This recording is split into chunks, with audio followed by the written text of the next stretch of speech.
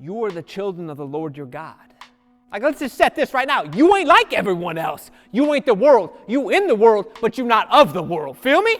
You something different. What are you? I'm glad you asked. Look at verse 2. For you are a people holy to the Lord your God. Out of all the peoples on the face of the earth, the Lord has chosen you to be his treasured possession.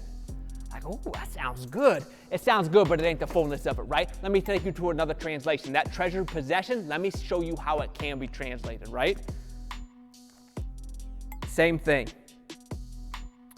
For you are a holy people unto the Lord thy God, and the Lord has chosen thee to be a peculiar people unto himself, above all nations that are on the earth.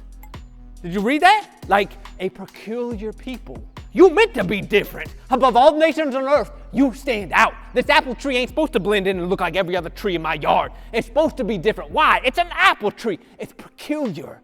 It's supposed to bear fruit they can't bear. And that's what God is saying to us. We peculiar people. We bear fruit, grace, love, peace, joy, long-suffering. Like, we bear stuff no one else can bear. That's what you're supposed to do. And you meant to be peculiar with it. And that ain't a bad thing.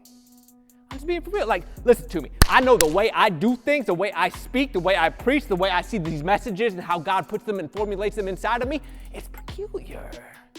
I know it is, but here's what the point is. The point is I will bear the fruit that it's supposed to. I'm okay with being peculiar. I don't want to blend in. You want a 6-foot popsicle up here cooling the sermon down?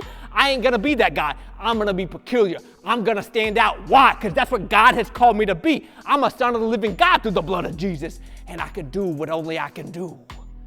I don't have to pass this on to another. I ain't got to blend in to not be seen. I want to be seen.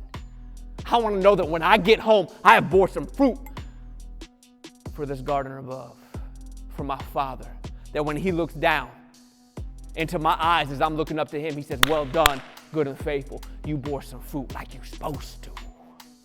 Because I'm telling you, like, let's take it back to this apple tree in my yard. The year it bore no fruit, it was a disappointment. See what I'm saying? Like, it still was there and living, but it was a disappointment because there was no fruit on it. And you ain't meant to be a disappointment. You are a son of the Most High. You are a daughter of the King. And he wants to have some pride in you. He wants to be able to be delighted in you. He doesn't want you to be a child of his that he has to be disappointed in. So he asks you to be a peculiar people. Not in a bad way, not in a weird way, but in a way that sets you apart.